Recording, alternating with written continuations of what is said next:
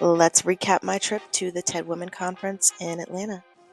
First, let's start with my Uber driver. She was so sweet, had me laughing the entire time, and had everything you could ever want. These are all the different fragrances, mints. It was great.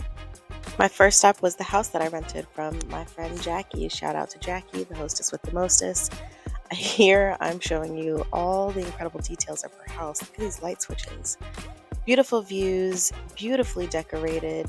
She's done such a great job with this home and was so pleased to be able to rent it out to me.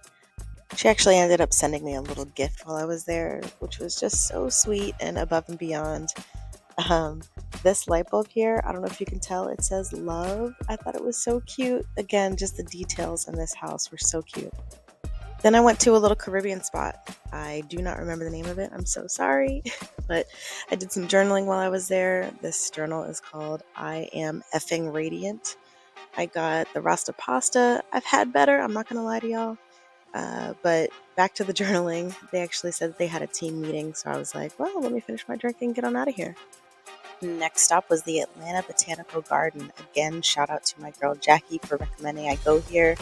I loved this. I was able to get a little glass of wine when I walked right in and just walk around and enjoy the beautiful scenery. I really like just kind of having this alone time to just take it all in and enjoy the scenery at my leisure. And I even spotted this adorable little frog. This next stop was really fun for me. I went to Change of Pace Chiropractic. I had been following them on Instagram for quite a while and was just really excited to book an appointment with a Black chiropractor. I have never seen a Black chiropractor before, and they took such good care of me, had me wanting to fire my chiropractor back home, I'm not gonna lie.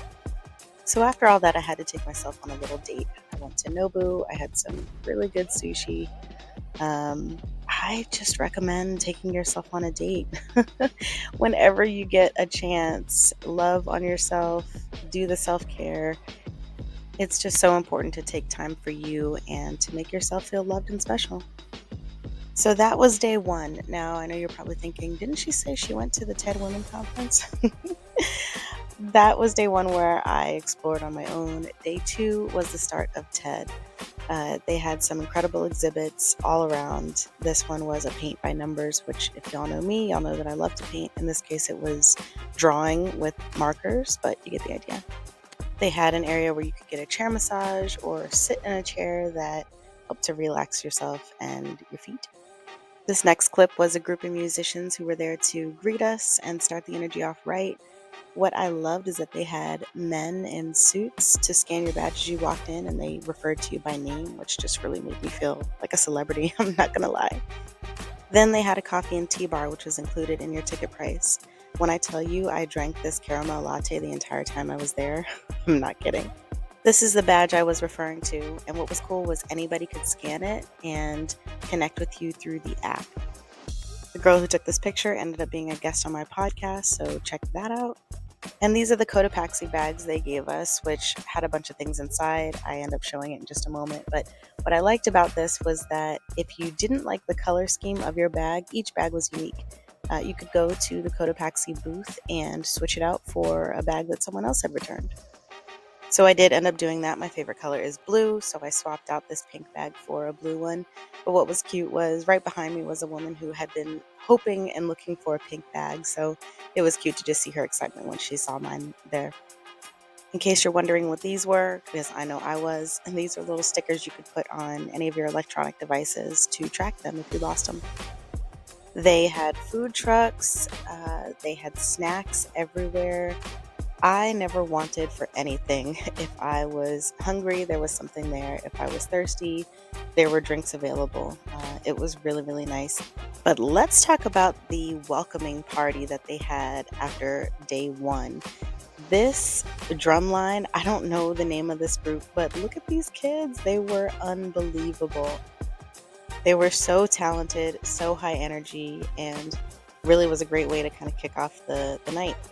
Next was day two, the last day of the event. It started out with some of the excursions that they had. There were a bunch of different things to choose from, but I went for the hip hop spin class. It was to celebrate the 50th anniversary of hip hop, and it was really fun.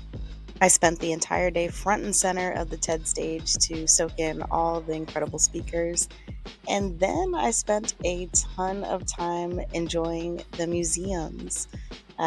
Included in your ticket was access to the local museum. So I went and explored that, which I do not do. So I was like, I don't know who I am. I'm walking around a museum. I feel fancy. It was a fun experience. They also had other exhibits within the actual location of the conference that I enjoyed.